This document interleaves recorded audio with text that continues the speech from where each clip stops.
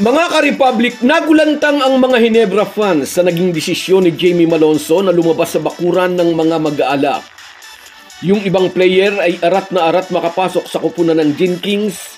Si Malonzo ay mas pinili ang Land of the Rising Sun upang maging bagong tahanan. Kung nagulat ang mga Hinebra fans, si Tim Cone ay hindi na raw na sorpresa.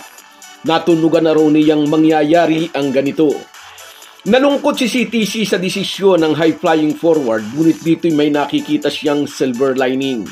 Magkakaroon daw ng chance ang ibang player ng Hinebra na sila naman ang magpakitang gilas.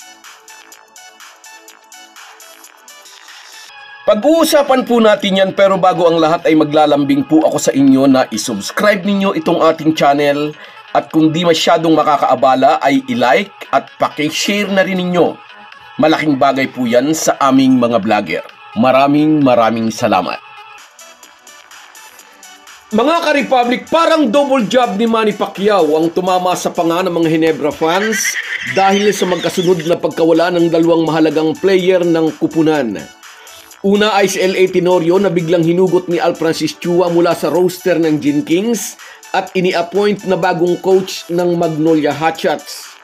At 4 na araw pa lang pagkaraan, si Jamie Malonzo naman nakasama ngayon ang ating national team sa Jeddah ang may plano na rin palang lumabas sa bakuran ng Hinebra.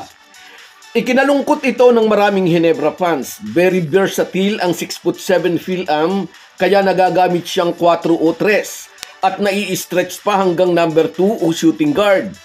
Malaking bagay siya sa player rotation ni Coach Tim Cone. He saw it coming, sabi ng Hinebra coach.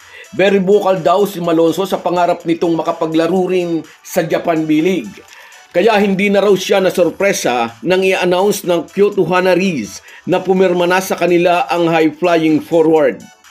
Sa pagitan ni na L.A. Tenorio at Jamie Malonzo, mas tanggap ng mga Hinebra fans ang pagkawala ni Teniente sa roster ng mga mag-aalak. Total, 41 years old na raw naman ito, magre-retire na talaga. Malaot madali, doon daw naman talaga ang direksyong tatahakin ng former Hinebra team captain. Kuta na ito bilang player, ika nga, napapanahon na ang pagbibigay daan naman sa mga mas batang player. Pero si Jamie Malonzo, sang-ayon sa mga nalulungkot na fans, nasa prime pa lang ito ng kanyang basketball career.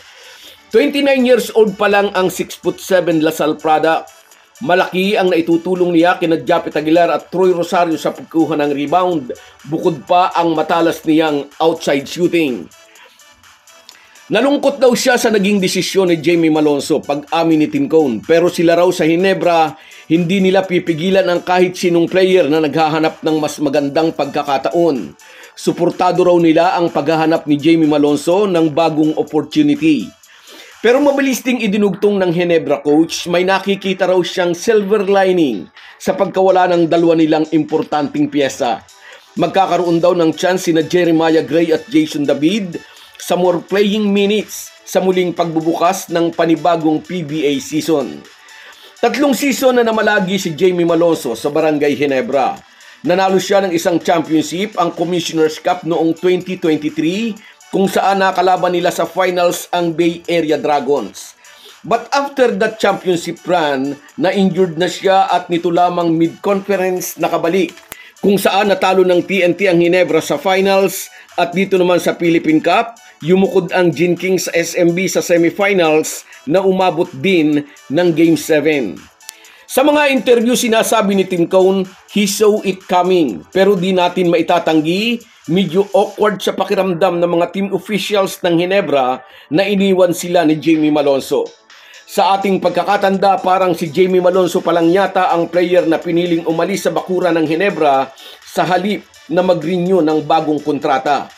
Ang ibang sikat na player, inaamin nilang gustong-gusto nilang makapunta sa Hinebra. Iba si Jamie Malonzo. Mas pinili niyang umalis at maglaro sa B-League. Kahit itanggi at ngiti ang ipakita sa mga nag-i-interviewing mga reporter, hindi ka panipaniwalang walang damdaming nasaktan. So guys, yan lang muna. Hanggang sa muli.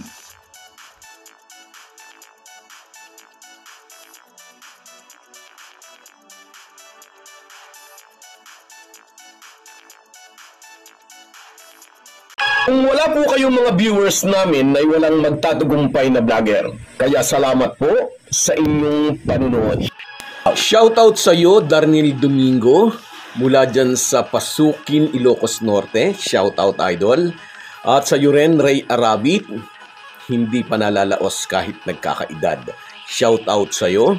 Sa iyo rin, Armando De Leon, pet malu talaga si JB. Sabi niya, walang kakupas-kupas.